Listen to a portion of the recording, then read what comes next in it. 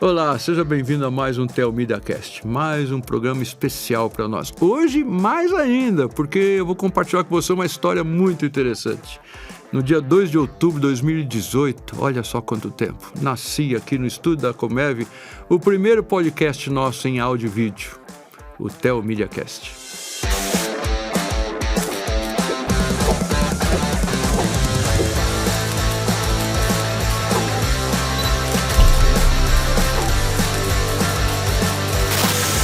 Olá, eu sou o pastor Ronaldo Vasconcelos e você está no TheoMediaCast, onde você vê e ouve o melhor da teologia do Brasil. Foi sob o comando do pastor Ronaldo Vasconcelos que nasceu esse nosso primeiro programa. Esse foi apenas o início de uma jornada que hoje alcança o marco de número 200, é o episódio número 200. Ao longo dessa trajetória, muitas histórias foram contadas. Algumas delas foram bem surpreendentes, como as dos bastidores do primeiro episódio. Essa nós vamos dar a conhecer você já aqui com detalhes. Você vai ver que esse momento foi muito especial.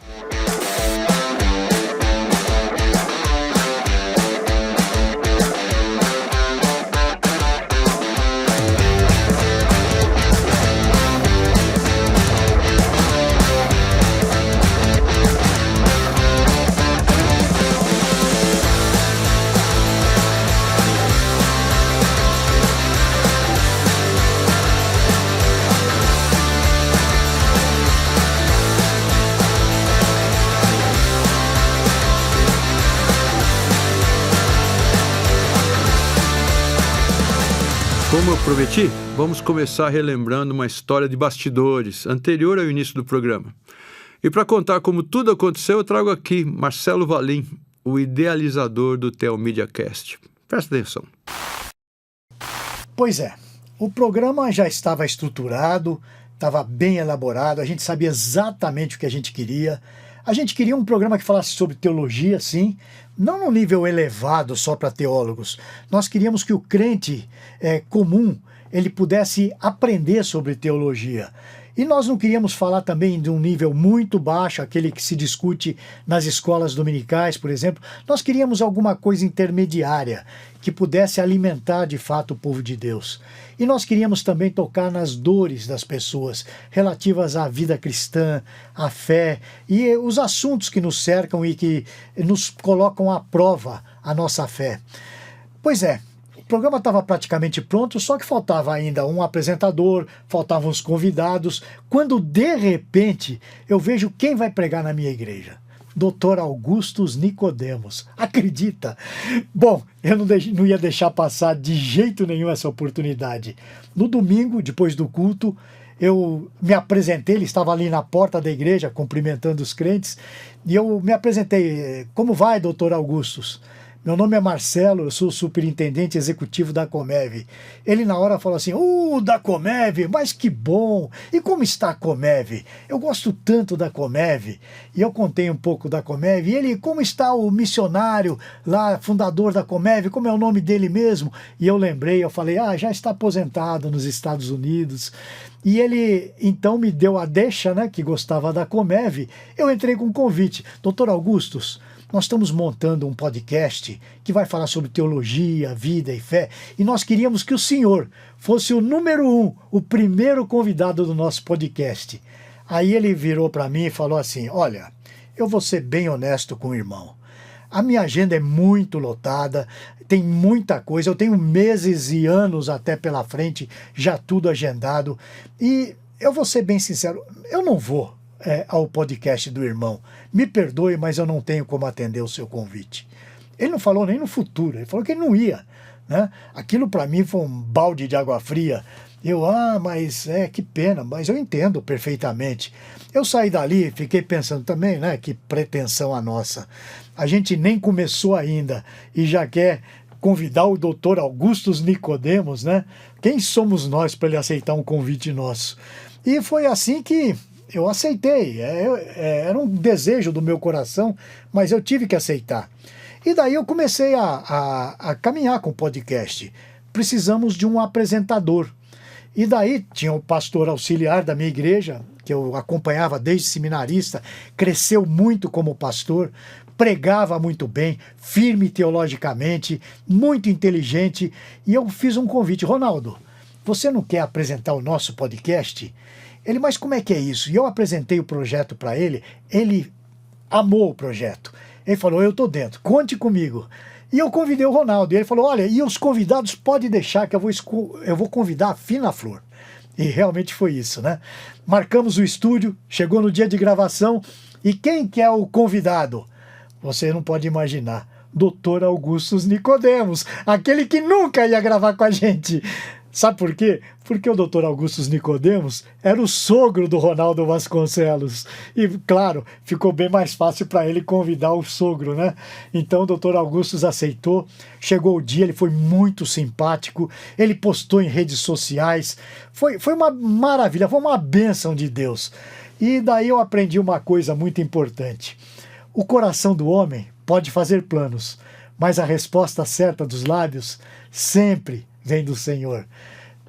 O Senhor atendeu o desejo profundo do nosso coração e nos deu para o programa número 1, Dr. Augustus Nicodemos. E foi um programa maravilhoso. Ele falou para jovens pastores que, subindo ao púlpito, devem pregar a palavra de Deus, o texto sagrado, e com isso alimentar o seu rebanho. Vamos ver um pedacinho desse programa? A pregação expositiva, ela não é um método. Ela não é um método, mas é uma abordagem, é uma atitude que a gente tem para com a Bíblia. Se eu considero a Bíblia como a palavra de Deus e como o meio pelo qual Deus vai sustentar a sua igreja, abençoar as pessoas, confortar as pessoas, então eu não posso ter outro alvo no meu ministério a não ser aprender a Bíblia e aprender a comunicá-la. Então, a pregação expositiva é aquela pregação que se propõe a ler a Bíblia e expor o seu significado. E existem várias maneiras de fazer isso. John Piper, que é considerado um pregador expositivo, tem um estilo que é só dele. Eu nunca vi ninguém usar. Eu vi o Carson pregar agora em Fortaleza, já tinha visto antes, e eu considero que o meu estilo de pregação e o do Carson são muito próximos, são bem parecidos nesse ponto. Já o Tim Keller, que também é considerado pregador expositivo, já é outra maneira também. O Hernandes Dias Lopes, que também é um dos grandes pregadores expositivos do Brasil, mas ele tem o próprio estilo dele. No final, o que torna essas pregações, o que pode ser chamadas, elas podem ser chamadas de expositivas, é porque elas têm como objetivo expor o conteúdo da Bíblia e não a minha ideia. Eu não vou para o púlpito falar de mim, contar as minhas experiências, as minhas aventuras, informar os meus ouvintes a respeito do que está acontecendo no mundo, a não ser com propósito introdutório. Mas o meu alvo ali, quando eu estou diante de uma audiência, é ensinar a palavra de Deus para aquelas pessoas. Então, o que eu diria para fazer isso, você tem que estudar a Bíblia, você tem que crer nela, você tem que amá-la, você tem que confiar no poder dela, e você precisa estar numa atitude de dependência do Espírito Santo para fazer isso. Então, era isso que eu diria, respondendo a sua pergunta, né, para um pastor principiante, que ele deveria concentrar nisso, ser um biblista, alguém que ama a Escritura, conhece a Escritura e cuja missão na vida é realmente ensinar a Escritura às pessoas que Deus colocar sob sua responsabilidade. Isso vai envolver tempo, vai envolver trabalho, sacrifício, renúncia, investimento mesmo. A pessoa precisa estudar, comprar livro, né, ter boa literatura, porque ele não vai ser o primeiro a dizer aquelas coisas, já teve gente que falou sobre isso antes, não é? E especialmente ter uma vida de comunhão com Deus, vida de oração, de dependência de Deus, uma vida limpa, que tenha autoridade, que as pessoas vejam que ele está ensinando a palavra de Deus com autoridade. Isso tem muito a ver com a vida de oração e de comunhão do pregador.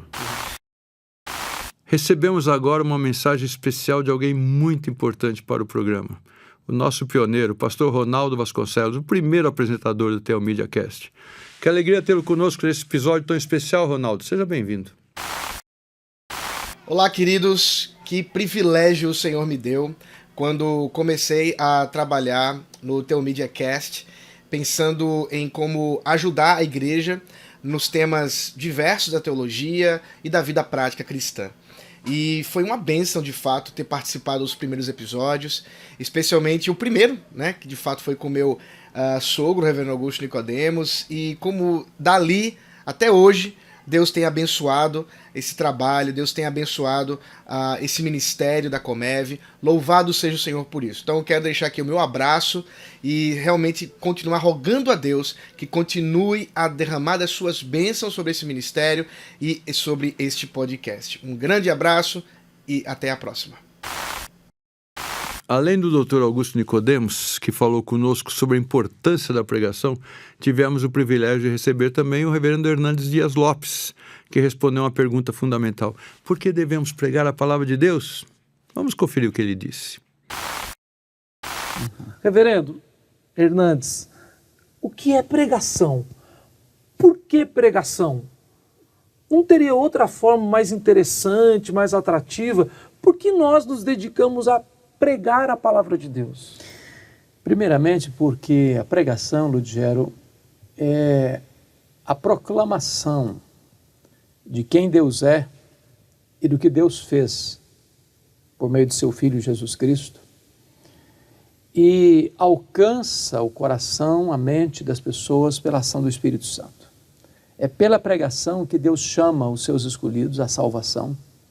É pela pregação que Deus edifica a sua igreja, confronta, conforta, consola, anima e restaura a sua igreja. A pregação é a maior necessidade da igreja, a maior necessidade do mundo. E eu penso que estar ao redor desta mesa aqui com vocês, que são homens de Deus e pregadores, é um inaudito e sublime privilégio, porque não há posto mais elevado do que este. Eu gosto sempre de pensar nas palavras do Charles Haddon Spurgeon, o príncipe dos pregadores do século XIX, quando ele dizia para os seus alunos assim: meus filhos, se a rainha da Inglaterra convidar vocês para serem embaixadores em quaisquer lugares do mundo, não rebaixem de posto. Vocês já são embaixadores do Rei dos Reis e do Senhor dos Senhores. Essa deve ser a sublimidade que deva arder em nosso coração e trazer brilho aos nossos olhos por sermos pregadores da palavra. Agora, mais um convidado especial para esse programa. Mas antes de recebê-lo, eu gostaria de saber como ele se tornou apresentador do Telmídia Cast. Para nos contar essa história, volto a palavra para Marcelo Valim. Pois é, o Ronaldo fez 9 programas Telmídia Cast conosco. 9 programas magníficos. Mas o que acontece é que logo em seguida veio a pandemia e a pandemia teve que interromper as gravações. Foi um período difícil, todos nós vivemos isso. Mas no final da pandemia, nós íamos retomar as gravações, mas tinha um problema. O Ronaldo tinha se mudado para o Recife e ficava inviável para nós. Então eu precisava de um convidado para dirigir o programa que morasse aqui perto. E eu me lembrei do Ludgero Neto. Ele foi um dos 9 convidados. E ele foi tão bem, ele falou sobre pregação expositiva. Ele foi muito firme na palavra, teologia excelente. Foi uma pessoa que me impressionou muito, principalmente pela idade. Ele tinha muita experiência para a pouca idade dele. E eu convidei o Ludgero, ele aceitou e ele foi uma bênção para nós também. Deus nos agraciou com 2 apresentadores maravilhosos. E o Ludgero fez 143 programas Telmídia Cast. Foi o apresentador que fez mais programas até hoje, nesses 200 programas que nós fizemos. Então eu fico muito feliz com o convite que eu fiz a ele.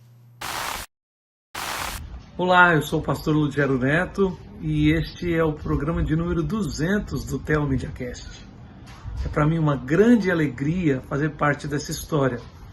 Me lembro bem da primeira vez que o meu querido amigo, pastor Ronaldo Vasconcelos, me convidou para gravar com ele sobre pregação expositiva. De ter conhecido a equipe da Telmídia, os irmãos que trabalham com tanto afinco nesse ministério, e de ter sido acolhido com tanto amor.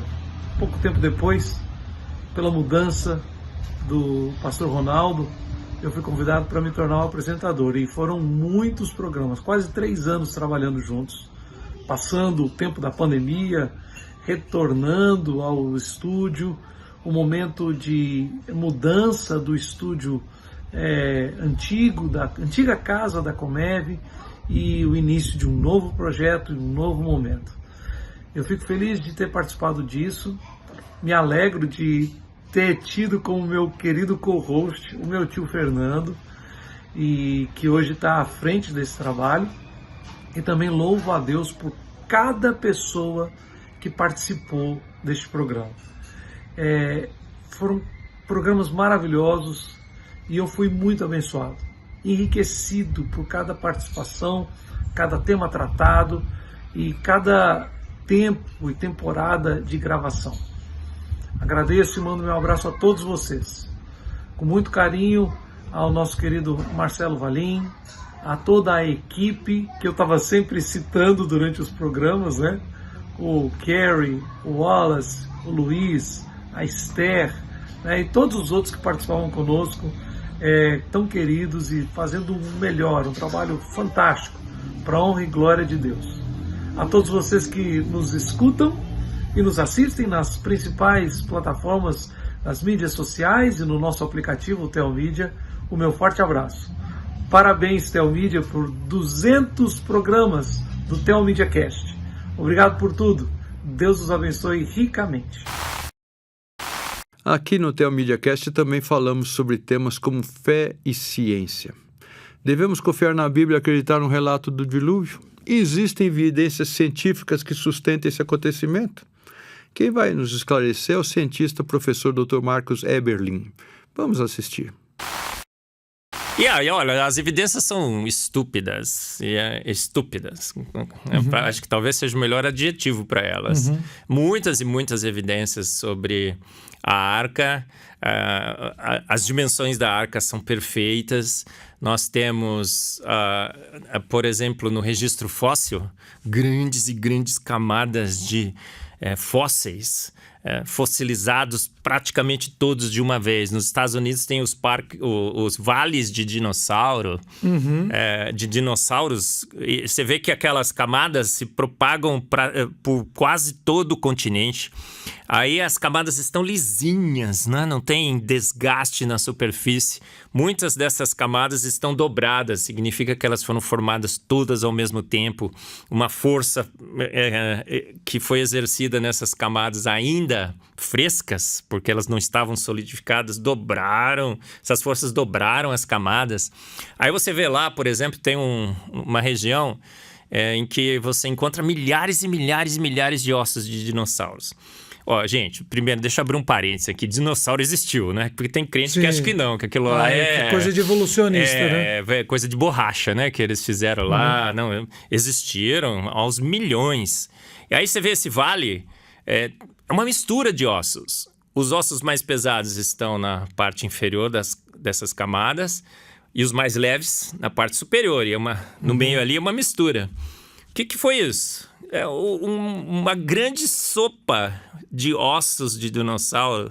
Com milhões e milhões e milhões de ossos, foi depositado rapidamente. Aqui no Brasil, no Piauí e ali na região de Itu tem uma coisa assim também, não tem? É a mesma coisa? O planeta inteiro está coberto por sedimentos, e esses sedimentos é uma mistura de animais. Uma mistura totalmente caótica de animais. Tem animais terrestres, aquáticos, né? Marinhos. Por que será, né? Não pode. Ó, tem baleia, né? No meio Você encontra lá no sertão nordestino baleia. Você encontra todos os diferentes... Canguru tem no planeta inteiro. E eles falam que era o mar que estava sobre tudo, né? Não pode, ó. Não, eu tô só comentando. No topo dos Alpes, as grandes montanhas, você encontra restos de animais marinhos. Aí o pessoal fala assim, não, porque milhões e milhões e milhões de anos, aquilo lá era um fundo de um oceano, de um mar. Aí a movimentação das placas tectônicas, a deriva continental, ocorreu por milhões e milhões de anos, foi elevando aquele fundo do mar e ele foi se transformando nos Alpes. Faz sentido? Sentido nenhum. Tem não cristão que não crê nisso. Tem cristão que crê nisso. É pior ainda, né? Aí, porque nós somos seres racionais, né? Temos uma fé racional. Não pode crer nisso. Porque, olha só, se fosse isso, milhões e milhões de anos, a erosão come o topo dos montes 4 milímetros em média por ano. Fizeram os cálculos, se fossem milhões e milhões de anos, já tinha lavado o topo dos Alpes 100 vezes, pelo menos. E se encontra restos de animais marinhos, o que acontece? Só uma grande catástrofe para ter produzido isso. Então, o primeiro ponto aqui, acho que para a gente dar um rumo, é que você está falando de evidências e apresentando as evidências. A gente está falando sobre dilúvio e dilúvio total? Absolutamente global. Global. Outro dia o cara falou universal, né? O universo é meio difícil de encher todo com água, mas é global. Ó, não tem como não ser global. Por exemplo, os fósseis estão distribuídos pelo mundo inteiro. Camadas e camadas e camadas de fósseis, tudo misturado. Animais modernos e os de todas as eras que o pessoal diz que existiram. Então significa que eles estavam vivendo todos juntos. Tem dinossauro junto com galinha e com pássaros. Dizem que o dino com vontade de voar virou canário. Nossa! Não é bem assim, né? Porque tem canário e dinossauro e galinha no registro fóssil. Animais modernos junto com os animais que eles consideram de épocas pré-históricas, tudo depositado pelo continente todo. Tem camadas de sedimentos e de fósseis que se propagam pelos continentes. Sai da América do Sul, passa pela Europa, vai para a Antártica. Estão reforçando o que a gente acabou de falar para o pessoal que está nos ouvindo, né? Porque eu estou fazendo isso até porque eu fico fascinado com essas informações. Sim, entendemos, nem cremos. Eu nem preciso exercer fé alguma. É só seguir os dados. Estudo. É absolutamente certo que houve. As evidências são fortes demais para qualquer um tentar negar.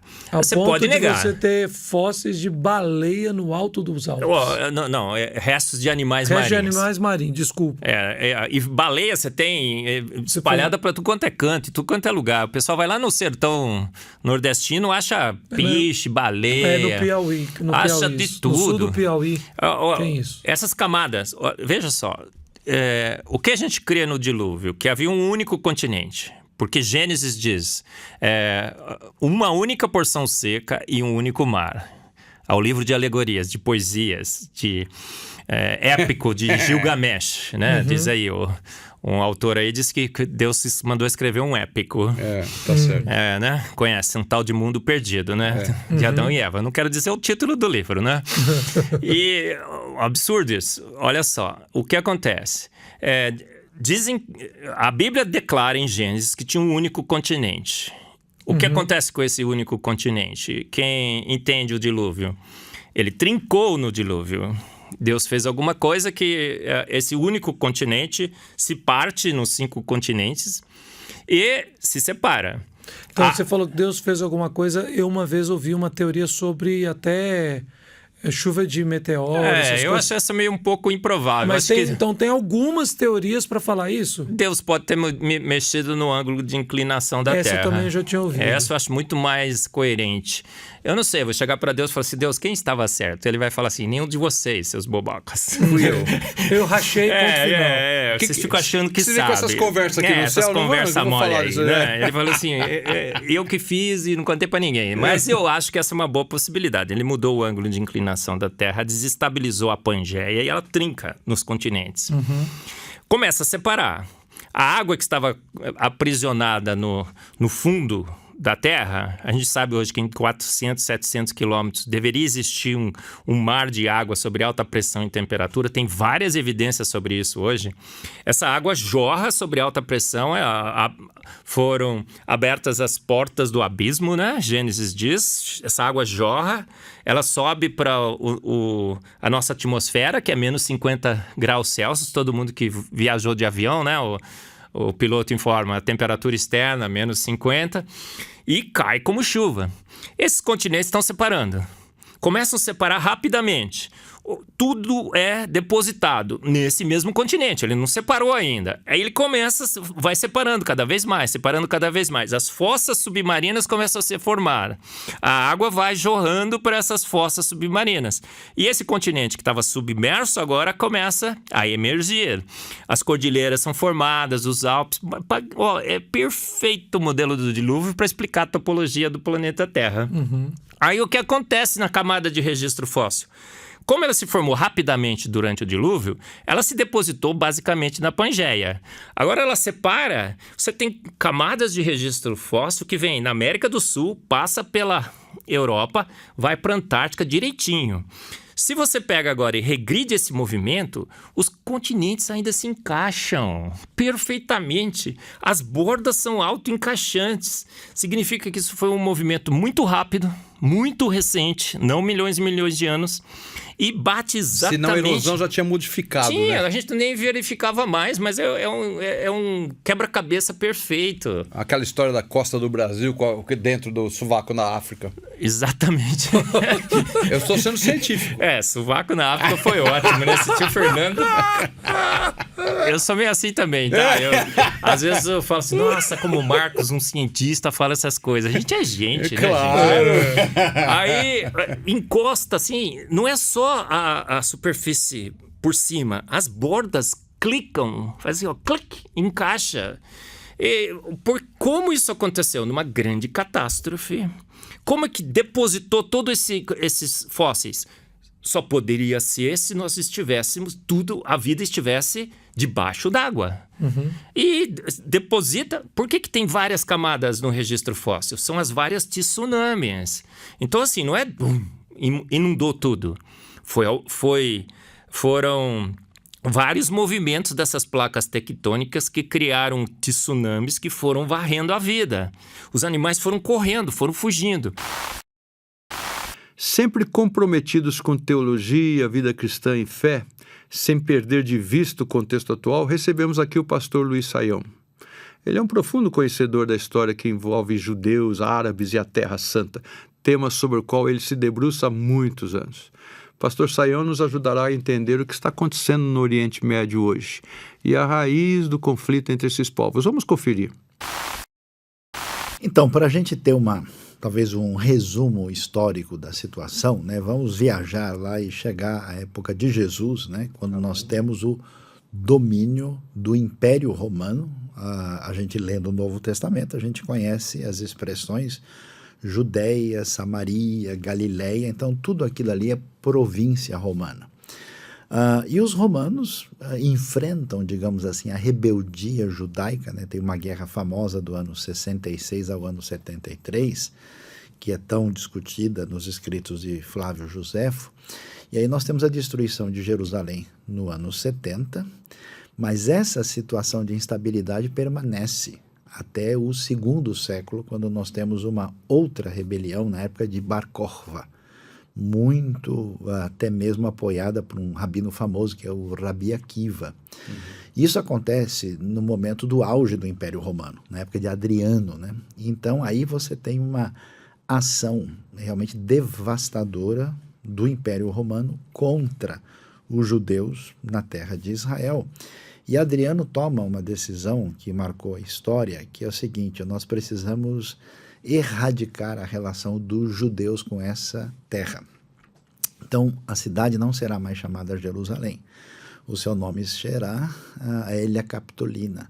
Ele manda fazer um templo pagão na cidade. Os judeus, na verdade, o centro da tradição judaica, desde o ano 70, tinha mudado para a Galileia, né? E a terra não poderá mais ser chamada terra de Israel, nem Judéia, nada disso. O seu nome será Palestina. Palestina, nos dias de Jesus, não existe. Esse templo pagão foi exatamente no Monte do Templo? Não. Não teria sido no Monte do Templo. Então O Monte do Templo ficou entregue à destruição, ficou um caos em Jerusalém, num lugar, há uma referência, nunca foi escavado, encontrado os detalhes desse templo. E a terra vai ser chamada Palestina por causa do fato que os antigos inimigos de Israel eram os filisteus. Então, Filistina, né, na língua semítica, o P e F são letras intercambiáveis, então esse nome se definiu. Só que esse Império Romano, aos poucos, passou por um processo de cristianização, né, cuja marca maior foi na época de Constantino, o Edito de Milão, em 313. E aí, então, a terra, né, de Israel passa a ser principalmente o que a gente vai ouvir, né, como Terra Santa, porque é a terra dos lugares principais da história da redenção. Então, desde o tempo de Constantino e Helena, você tem essa época da tradição bizantina, que vai do século IV até o século VI, quando a predominância local toda é cristã de fala grega. do Império Romano do Oriente cristianizado, que tem o seu auge na época de Justiniano, especialmente ano 565, esse auge. Quando surge o novo monoteísmo árabe, né, com Maomé, em 622, que é o islamismo, que pretende ser uma religião que substitui plenamente as outras tradições monoteístas, então eles conquistam Jerusalém no ano 638 e, por meio de conquista militar, acabam dominando toda a região do Levante, né, o que hoje é Israel, Palestina, Líbano, Síria, Jordânia, né, e também entram, em 641 estão no Egito, norte da África, chegam na Península Ibérica. Então essa grande expansão árabe, ela estabelece um novo capítulo, de modo que no final do século VII, começo do século VIII, o lugar do templo que os cristãos não se aproximaram, até porque Jesus disse que ali não ficaria pedra sobre pedra, toda a atenção foi voltado para a Igreja do Santo Sepulcro, foi voltado para a Igreja da Natividade, os lugares, né, digamos assim, cristãos por excelência. A tradição islâmica, então, ocupa esse espaço onde estivera o Templo de Jerusalém, e ali nós vamos ter a construção, né, da mesquita de Al-Aqsa e o Domo da Rocha, que é emblemático hoje, quando a gente vê Jerusalém. Lá até hoje nós vemos lá, aquele Domo Dourado. Né? E, portanto, ali nós temos um terceiro lugar sagrado do Islã, que a tradição afirma que Maomé foi ali em sonho, né, e subiu aos céus no famoso égua alada, né, ali na sua experiência espiritual, né, al-Burak, como é chamado, né, e então a tradição islâmica estabelece-se ali. E aí a tradição islâmica sugeriu o seguinte, que todo lugar que o Islã conquista será muçulmano para sempre. E entende-se como um espaço conquistado sagrado que caminha na direção a um ponto final escatológico islâmico. Então a ideia de perder esse espaço é muito difícil de ser digerida nessa tradição religiosa.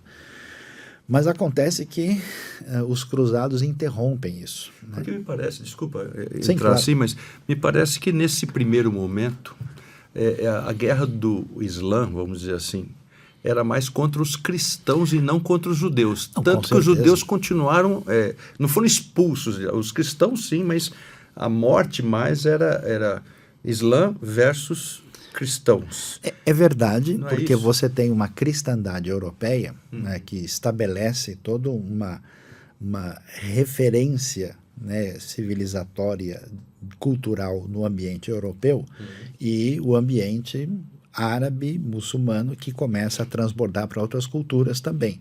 Então existe um conflito de civilizações maiores. Nesse momento da história, apesar de que não é bem assim, né, não existe um tratamento igual, né? Em certos momentos dentro do islamismo, os judeus são mais bem ou mal tratados, dependendo de quem estava liderando. Certo. Mas é verdade que havia uma tolerância um pouco maior no ambiente islâmico do que na cristandade europeia, na maior parte, por exemplo, da Idade Média, né? Mas isso era um pouco variável, e a razão também é porque, num certo sentido, o que a gente pode chamar de um monoteísmo radical, né, que tem a dificuldade com as controvérsias trinitarianas, o judaísmo estava um pouco mais próximo do islamismo nesse sentido, e há elementos de proximidade. Inclusive os grandes, né, estudiosos da tradição judaica, como Moshe ben Maimon, o famoso Maimônides, né, escreveram em árabe, né, que pouca gente talvez sabe disso. Isso eu não sabia. Escreveram em árabe. Já aprendi mais uma coisa aqui. E estavam na Espanha, na Espanha islâmica, né? Mas o que é interessante é que, em função desses conflitos e da tentativa de expansão islâmica, houve uma reação europeia que é percebida na época das cruzadas. Então, os cruzados chegam na terra em 1099, conquistam Jerusalém, né? E essa realidade vai se estabelecer nos reinos cruzados da região, principalmente com gente que veio da região, não existia Alemanha como é hoje, mas seria da Alemanha, da França, da Inglaterra, né? Também de Portugal, né? A famosa Ordem de Cristo, os Templários, né? E eles chegam e dominam a terra por 200 anos. Jerusalém Por menos de 100 anos. Ela cai, né, em 1187, na famosa Batalha do Verão de 1187, nas mãos do Saladino. Essa é uma guerra famosa, tem filmes e filmes sobre isso. Sim, o Saladino, que é o grande guerreiro curdo, nem árabe ele não era. Eu não sabia. Mais outro. Deixa eu começar a anotar aqui. Que era curdo e que era chefe, né, das forças que vieram ali do Egito e conquista a Terra Santa, em Jerusalém. Depois dessa expansão data que em 1291, de São João do Acre, todos os cruzados vão embora. Os próprios cristãos tinham repulsa aos judeus, culpando-os pela morte de Jesus. Sim, não são só os islâmicos contra, né? Não, então é uma situação complicada, né? Inicialmente a tradição cristã foi mais intolerante, porque o que acontece? A tradição bíblica, o cristianismo primitivo, ele emerge no seio do contexto judaico. A igreja primitiva toda é judaica. À medida, especialmente depois do começo do segundo século, que ela se torna quase somente, vamos dizer, greco-romana, aí eu posso dizer que surge o que a gente pode chamar assim, de um ciúme de Jerusalém. Então, assim, a questão não é Jerusalém, é Roma ou Constantinopla. Então surgiu uma ideia de reforçar, né, porque o Novo Testamento apresenta, vamos dizer, uma espécie de crítica ao procedimento judaico e apresenta elogio.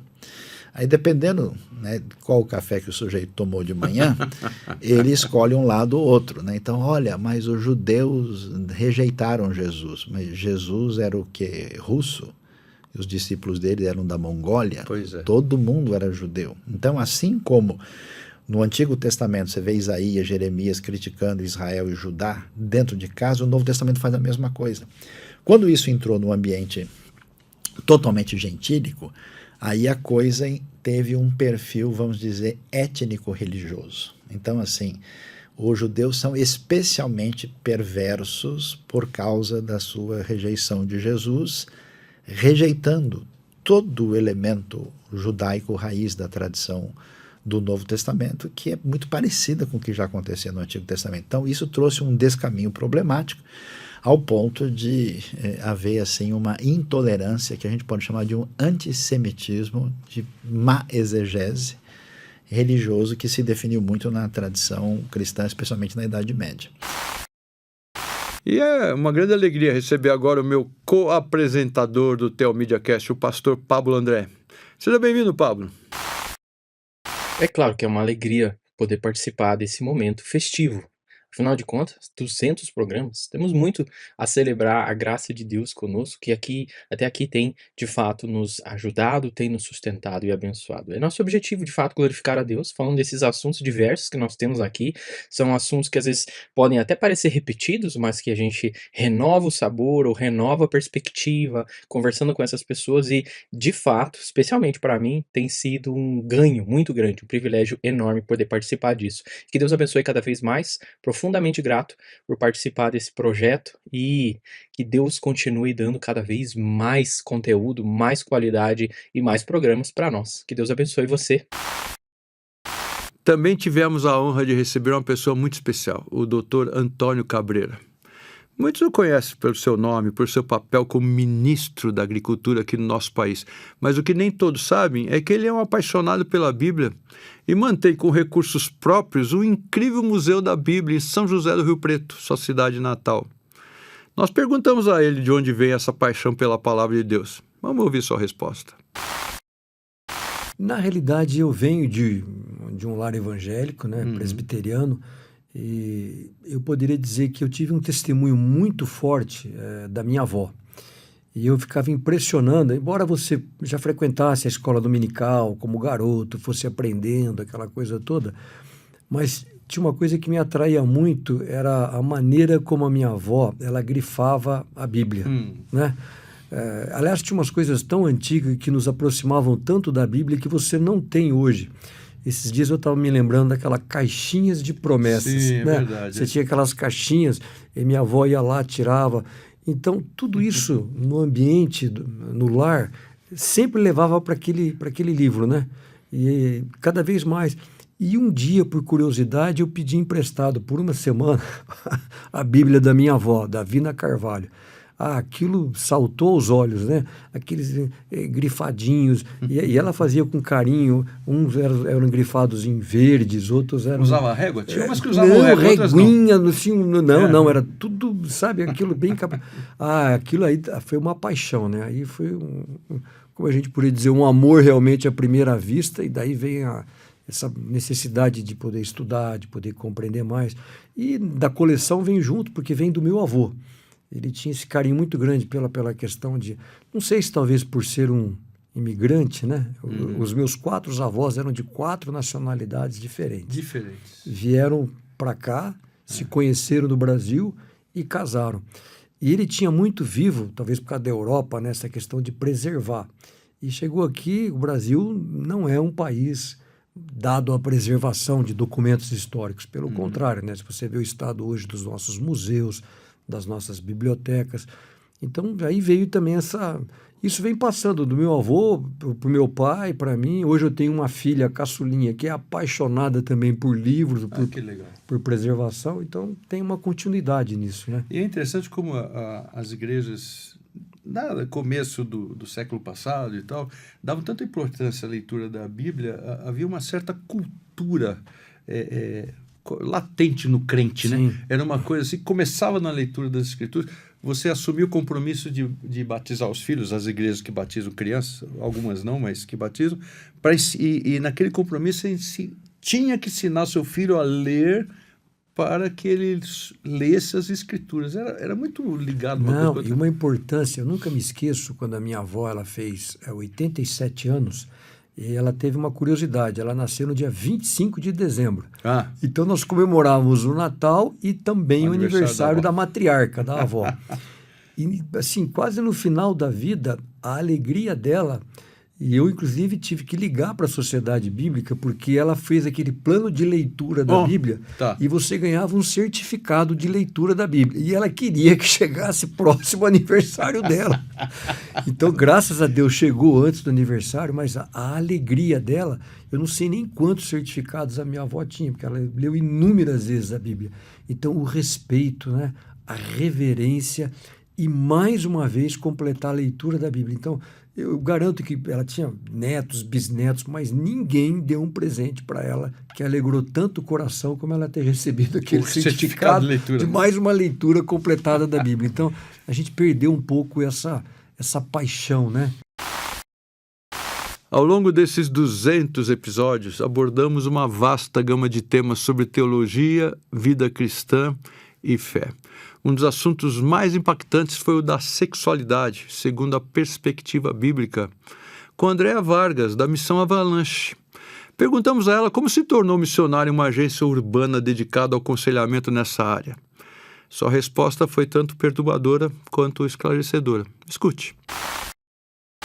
Bom, eu, na época que eu comecei a me interessar pelo assunto da sexualidade, eu morava no interior de Rondônia, era membro de uma igreja local e fiquei sabendo, né? Inclusive acompanhei parte dessa história, de que 3 rapazes se converteram na nossa igreja e a igreja ficou super feliz, porque eram 3 rapazes bastante conhecidos, aliás, eles eram lindíssimos. O dia que eles foram, fiquei sabendo que foi assim, quase que um avivamento, né? Porque eram os 3 homens mais bonitos da cidade, de repente aparecem no culto. E todo mundo ficou super assim, feliz, recepcionou super bem. Todo mundo sabia que os 3 viviam a prática da homossexualidade.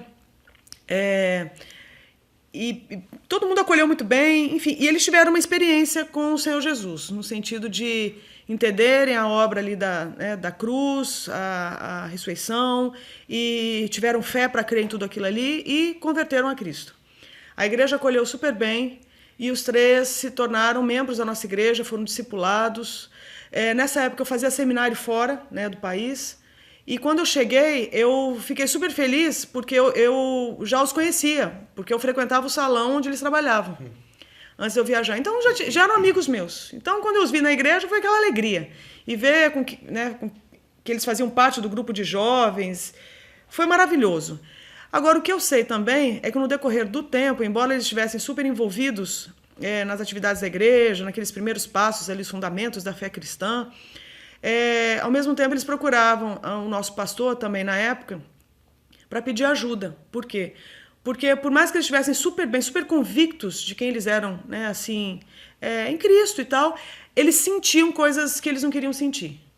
Então, as atrações no campo da sexualidade, as atrações pelo mesmo sexo, no caso, continuavam ali. E aí eles começaram a ficar bastante confusos, porque eles liam na Bíblia, por exemplo, que eles são uma nova criatura, tudo se fez novo. Mas isso aí não faz parte do pacote? Como é que é? Mas eu não morri em Cristo, mas e agora eu não... Como que acontece? Eu não sou uma outra pessoa? Eu não nasci de novo? Então eu não mudei? Então, assim, eles procuravam um pastor na época, o pastor acalmava, aconselhava, orava com eles, eles iam embora. Essa história de vai e vem durou um bom tempo, até que chegou uma hora, eram os meninos chorando de um lado e o pastor chorando do outro. Por quê? Porque parece que aquilo que funcionava com os outros crentes não funcionava com os três. Aquilo que o pastor tinha na época e oferecia parecia que não era o suficiente. E as atrações começaram a se intensificar a ponto deles começarem a duvidar de que realmente alguma coisa aconteceu. E eles viram que não davam mais conta.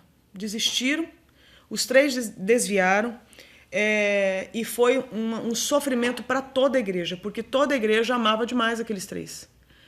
Então foi assim uma coisa muito traumática para nós.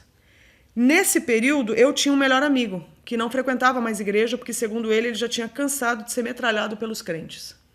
Foi um rapaz que veio também da homossexualidade, ele veio do ocultismo, ele chegou a ser envolvido com algumas substâncias químicas, algumas drogas e tal, mas ele também teve uma experiência de conversão. Na época eu não era convertida também a Cristo, não entendi nada, mas minha mãe, que era cliente dele no salão dele, me contou, eu não entendi nada, mas falei, enfim, whatever, né?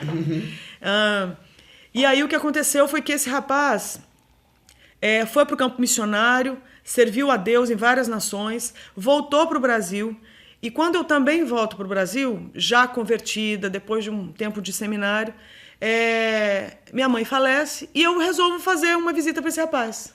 Se tornou meu melhor amigo. Então, no final das contas, o que aconteceu? Eu vi que aquela amizade era uma coisa tão boa da parte de Deus para mim, por quê?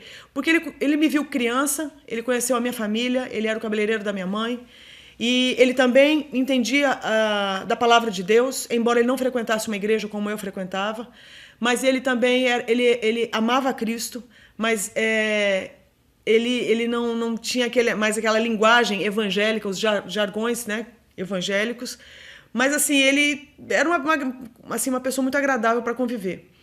Até que um dia ele me chama e fala assim, olha só, a gente vai ter que ter uma conversa e eu quero te dar liberdade para acabar com a nossa amizade.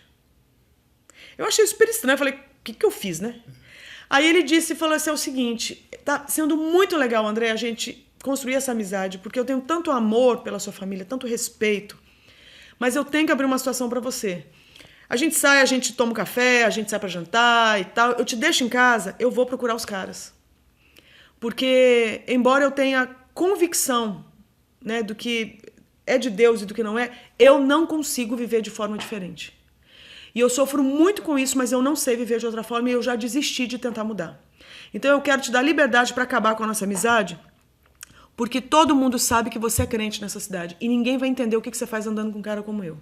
E eu lembro que ele disse o seguinte, se alguém um dia disser um A a seu respeito, eu vou virar muito macho para te defender. Eu achei de uma nobreza de caráter enorme, ele preservar pelo meu testemunho. Mas na hora eu pensei, eu não estou fazendo nada de errado, eu não estou pecando, eu não estou desonrando ninguém. Nem minha família, nem minha igreja, nem Deus, nem ninguém. Falei, agora eu quero entender o que acontece com você. E eu lembro que eu tinha acabado de chegar do seminário, eu tinha aprendido tanta coisa e no final das contas, eu vi que no final das contas parece que eu não tinha aprendido era nada. Porque aquilo que era prático para a vida, eu era incapaz de ajudar o meu amigo.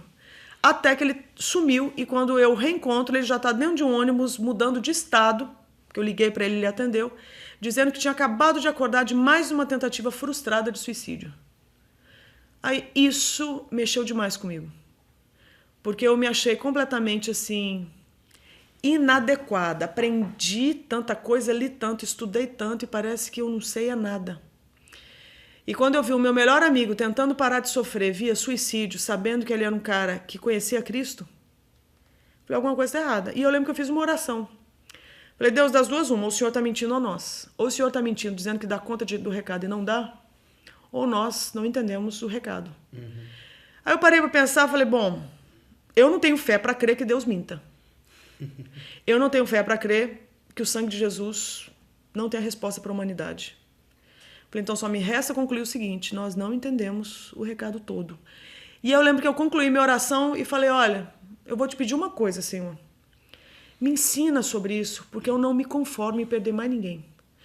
Em nome de Jesus, amém. E fui tocar minha vida. O que eu não imaginei que essa oração fosse mudar a minha vida.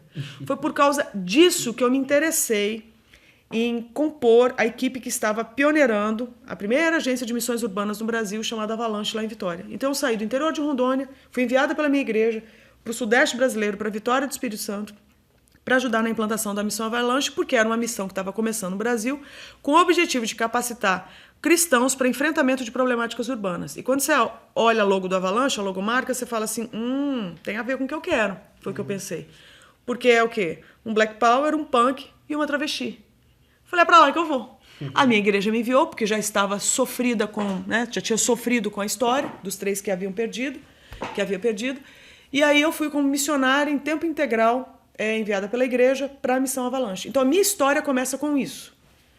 Eu te falei que eu gosto de contar história, né? Então sempre tem uma historinha por trás. Mas aí a pergunta que vem em seguida, quando a gente olha para a situação da igreja hoje, bom, isso já faz algum tempo. Não precisa faz dizer 15 quanto. anos. Ah, você já disse. Então, isso já anos. Faz 15 anos isso. Faz 15 anos. Nesses 15 anos, a igreja está preparada para isso? Para o quê? Para receber pessoas nesse tipo de luta e aconselhá-las? A igreja. Olha, eu lembro quando eu comecei a palestrar 15 anos atrás sobre a questão da homossexualidade, que daí teve seus desdobramentos. Até então, o meu objetivo era entender um pouquinho sobre o assunto, à luz da Bíblia, para eu poder ajudar os meus amigos que sofriam nessa área. Então, em momento algum, eu acreditei que eu tenho que mudar as pessoas, eu tenho que heterossexualizar pessoas, eu tenho que agora fazer um levante, um movimento contra o movimento gay ou contra as pessoas que estão vivendo a prática da homossexualidade. Não. O meu problema era ver o sofrimento de cristãos que não queriam viver o estilo de vida, o estilo de vida gay, por convicção pessoal, que eu não tinha participação nenhuma, era uma experiência dessas pessoas com Deus, e eu não achava justo que essas pessoas não tivessem suporte. Então, eu fui me dedicar a esse assunto. Aí eu descobri que esse era um ponto do universo da sexualidade, que tinha os seus desdobramentos. Quando a gente pensa, por exemplo, no campo da imoralidade sexual, e perpassa muito pelo universo daquilo que a gente chama de heterossexualidade, que é a questão do que a gente pode chamar hoje de compulsão sexual, dos vícios sexuais. Né? Então, assim, eu lembro que naquela época, quando eu comecei a palestrar, eu começava as minhas palestras sempre dizendo isso. Canso de ouvir, tudo quanto é lugar, que a mesma fala, a igreja não está preparada para isso. Mas coloca um ponto final. O que eu não aceitava era o ponto final, porque eu achava que tinha que ter uma continuação daquela frase e falar, olha, a igreja não está preparada, mas nós estamos correndo atrás do prejuízo. Nós queremos nos preparar. Então, 15 anos atrás, eu diria assim, nós temos ainda um chão pela frente para desbravar esse país, para poder trazer um olhar bíblico acerca da sexualidade humana. Hoje, eu vou dizer, nós já melhoramos demais.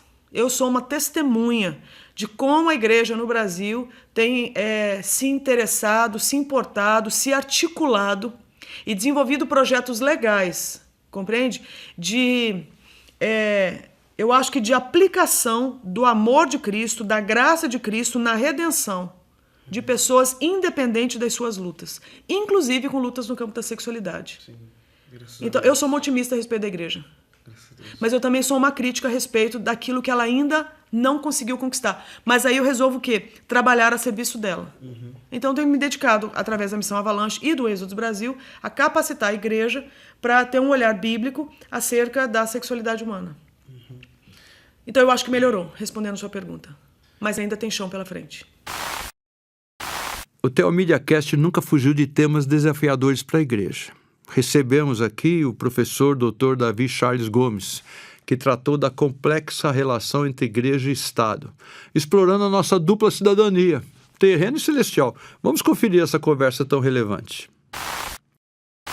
A pergunta essencialmente, né, vamos colocar ela em termos bem diretos. Como é que eu vivo a minha cidadania terrena à luz da minha cidadania celeste? Se a minha cidadania celeste é eterna, como é que eu vivo a minha cidadania celeste mediante a minha cidadania terrena? Porque a maioria das pessoas vai pensar, eu vivo as duas cidadanias. Não, não, não, não. Eu vivo a minha celeste mediante a terrena. De certa forma, a confusão que muitas vezes as pessoas fazem quando Jesus declarou, pegou e disse, dá uma moeda, de quem quer ser ficha aqui na moeda? Então a César o que é de César é de... A maioria das pessoas imagina, dá a César o que é de César e a Deus o que é de Deus. Mas tem um probleminha nisso, igualdade, né? Na verdade dá a César o que é de César, mas a Deus o que é de Deus. Se César pediu o que é de Deus, temos um problema sério, porque essa cidadania toma precedência. O melhor lugar para se começar é parar logo de princípio e dizer, na verdade, antes de definir qual é a relação igreja e Estado, eu preciso discutir qual é a relação Estado, igreja e sociedade. Porque já é um pensamento ideologicamente enviesado presumir que Estado e sociedade são concomitantes, que eles são a mesma coisa. Ou seja, que estão agindo paralelamente. Paritariamente. Pior, as pessoas imaginam que quando se fala de Estado, está falando da sociedade humana. Essa é uma visão essencialmente política da sociedade. Entendi. Mas então você reduziu a sociedade humana ao Estado. Ao Estado, ao seu papel político. Então a polis é a sociedade. E ninguém para examinar que esse pensamento já tem um monte de pressupostos. Ele é essencialmente uma visão política da vida. Tá? E aí como que eu vou viver a minha cidadania celeste dentro de um lugar que já definiu que os termos são termos necessariamente, porque são políticos, em mutação constante. Porque são compostos. Então vamos primeiro discutir o que é a sociedade humana. Certo. Eu creio que ajuda muito, note bem, não acho que é o único jeito. Tá. Mas eu acho que ajuda bastante utilizar o arcabouço, o vocabulário que o Kuyper, que foi primeiro-ministro na Holanda, que era um teólogo, um filósofo, na verdade filósofo do direito, ele fundou o primeiro partido político organizado, conservador na Holanda, que o levou ao cargo de primeiro-ministro. O Kuyper propõe um jeito, e dá para usar outros vocabulários, dá para usar outras terminologias, mas ele propõe que a gente olhe para a composição da sociedade, entendendo que a sociedade humana, a vida em sociedade, é composta de diversas esferas, de diversos domínios. Sim. E que cada um deles goza de relativa autonomia. Não é autonomia no sentido estrito da palavra, mas é autarquia. Então, por exemplo, a sociedade humana, vamos colocar assim, a nação brasileira não é o Estado brasileiro. A nação brasileira é uma sociedade que é composta de várias instituições ou esferas de soberania. Uma delas é a esfera do Estado. Mas outra, lá embaixo, a mais básica, é a esfera da família. E no meio caminho você tem a esfera da igreja ou da religião, você tem a esfera das unidades produtivas, econômicas, você tem a esfera do ensino, e cada uma dessas esferas tem um campo de autoridade e uma vocação própria e não deve ser subjugada pela outra esfera. Ou seja, as esferas se limitam. Até de uma forma bem prática e clara, uma coisa que acontece no nosso dia a dia. Uma diretora de escola, ela pode conversar com os pais dos seus alunos, ela orienta os seus professores, mas ela não tem autoridade de gerir o Uber da cidade. Ela não tem autoridade nem de gerir a vida das crianças. Sim, aí você está tocando no problema todo. Eu sei, mas eu estou falando, eu falei diretora de escola, mas estou falando um presidente de uma cooperativa agrícola. Não é porque ele foi colocado por aquela cooperativa na presidência que ele então agora passa a ter direito a dar ordens e diretrizes para a escola municipal de uma cidade. Exatamente. Né? Então, isso já acontece. Assim, de quem que é a responsabilidade primária da educação? Da família, dos pais. Nós, mas o Estado diz que é o Estado. Mas isso daí é um problema deles. E o nosso, obviamente. E quando não é o Estado que diz, mas as unidades educacionais dizem que a função deles é de educar as crianças. Cada um eles também estão ultrapassando suas esferas. Eles estão clamando para si algo que não lhes pertence. Então, até porque você colocou, eu gosto de fazer essas notas de rodapé. A gente tem um amigo em comum, que é um pastor chamado Hermes Tenmai, e o pessoal brinca que às vezes tem página dele que ele tem mais nota de rodapé. Só tem rodapé. Então eu faço muitas, porque também quem está nos ouvindo, às vezes não está tão acostumado com os termos, com os conceitos, né? Você falou do Kuyper, né? Abraham Kuyper foi primeiro-ministro da Holanda, né? No século XIX. No século XIX. Então, assim, mas numa nota de rodapé você falou assim, ó, lá embaixo, mas não é uma questão de mérito. Você falou assim, lá embaixo está a família. Bem mas lembrado. A família Na não verdade, é mérito. Cada uma das esferas, é essencial. As esferas não têm uma relação hierárquica de importância. Elas têm uma relação vertical, hierárquica, de peso basilar. Tá? Numa pirâmide, o que é mais importante, o topo da pirâmide ou o canto da base? Não, a base.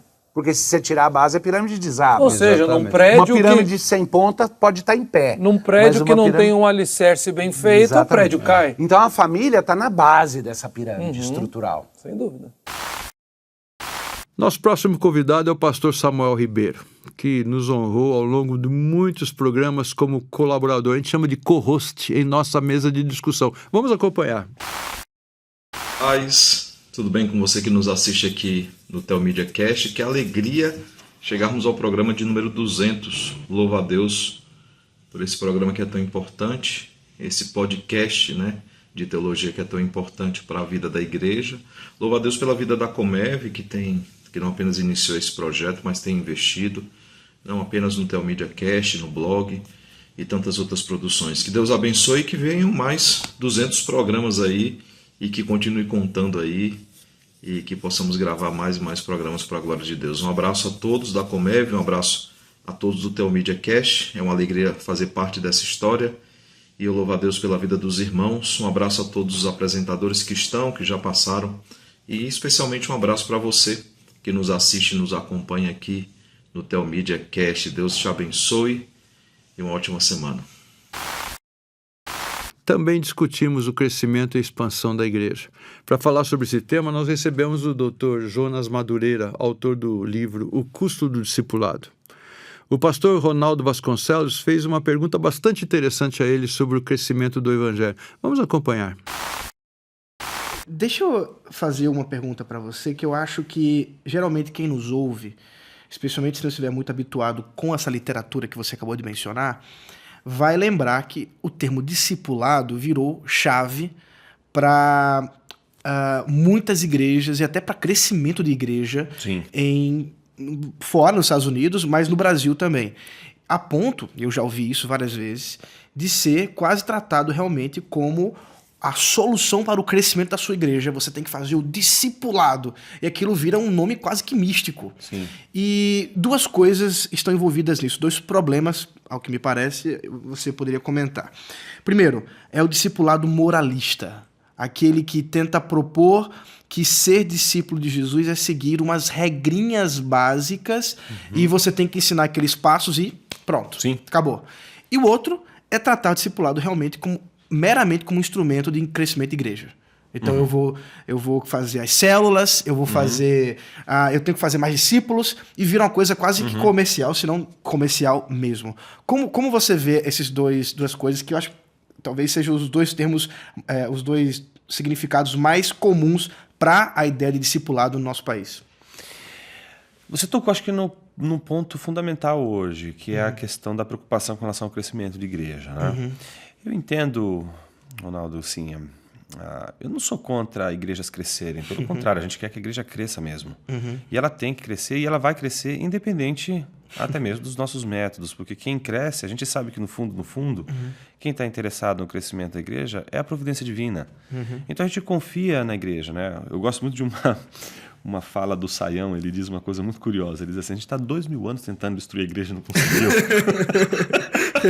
Não vai ser você que vai Não conseguir. vai ser. Sim. Então, as pessoas que acham que descobriu uma grande sacada, e hoje com o movimento do empreendedorismo, o pessoal está transformando plantação de igreja em startup, não é? Então, plantação de igreja é modelo startup. O cara vai falar, eu vou começar alguma coisa, um grande empreendimento. Eu tenho uma ideia. Eu tenho uma grande ideia. Então, a grande sacada para crescer a igreja. É interessante, é como qualquer outro empreendimento, mas o que a gente sabe, se a gente estudar isso com bastante, eu diria assim, temor e tremor, a gente vai ver que a igreja ela é sustentada pela graça de Deus e não é por nenhum homem e ninguém na face da terra, é por o próprio Deus. Mas Deus usa homens, sem sombra de dúvida, e usa modelos, usa estratégias. Tem uma frase muito curiosa do E.M. Bounds, no livro chamado Poder através da Oração. A gente tem ele publicado em português, acho que só um fragmento dessa obra dele, né? E lá pelas tantas, não, no começo, logo, de cara, ele diz, né? A igreja está cada vez mais preocupada com métodos de crescimento exponencial. Deus está cada vez mais preocupado com homens fiéis ao Evangelho. Né? Deus não unge planejamento estratégico. Deus unge homens fiéis ao Evangelho. Então, eu acho isso interessante, porque a nossa aposta maior, às vezes, acaba estando na estrutura. E ela não é ruim. Eu acho que a gente precisa ter um amadurecimento nessa discussão, porque, às vezes, a gente fica preocupado com o crescimento da igreja, não pelo crescimento em si, mas a forma como o crescimento está se evidenciando, justamente porque é um crescimento numérico, mas, ao mesmo tempo, a gente se pergunta sobre o conhecimento que as pessoas têm do Evangelho e a vivência do Evangelho, porque senão a gente cai no gnosticismo, não é conhecer o Evangelho, é viver o Evangelho, é das afeições, é você ter prazer em viver a vida cristã, em gozar o mundo sendo visto pelas lentes do Evangelho. Tem uma série de coisas aí envolvidas, né? Então, eu vejo que muitas vezes esse afã de crescer, não é, de desenvolver, etc., às vezes acaba colocando a estrutura como sendo algo muito importante. O amadurecimento não vem em a gente explodir as estruturas. Daí é o outro lado, né? Acho que isso explica um pouco da frustração das pessoas que foram esmagadas por estruturas e dizem assim, vamos abaixo as estruturas. Desigrejados. Aí, os desigrejados entram digamos, nessa chave, né, de interpretação ou de reinterpretação do papel da igreja na sociedade, no mundo, né, como um todo, desestruturada, como se o problema fosse as estruturas, né? Sendo que ele mesmo não vai conseguir viver sem estruturas, né? As pessoas precisam de estrutura. Ou seja, sem ossos, ele não se estrutura óssea, ele não vai conseguir levantar da cama para andar. Estrutura é importante, mas ela não precisa aparecer, os nossos ossos não aparecem. Eu entendo que uma igreja é como um corpo humano. Se os ossos aparecerem, alguma coisa está errada. Agora recebo com alegria o pastor Felipe Bentley, diretor do programa Vida Pura. Esse ministério trata do apoio a pessoas viciadas em pornografia. Você pode conferir o Vida Pura no seu aplicativo de podcast favorito ou no canal do YouTube do Telmídia. Vamos assistir. Meus amigos do Telmídia Cast, pastor Fernando, que é o pastor Felipe do Vida Pura, e eu muito grato e feliz de poder participar desse momento com vocês. Comemoração de 200 programas, eu que participei de algumas edições. Quero aqui dar os meus parabéns, dizer que eu continuo orando por vocês para que o programa atinja a marca de 250, 300, 500, 1000 edições, porque tem sido bênção e tem alcançado muitas vidas.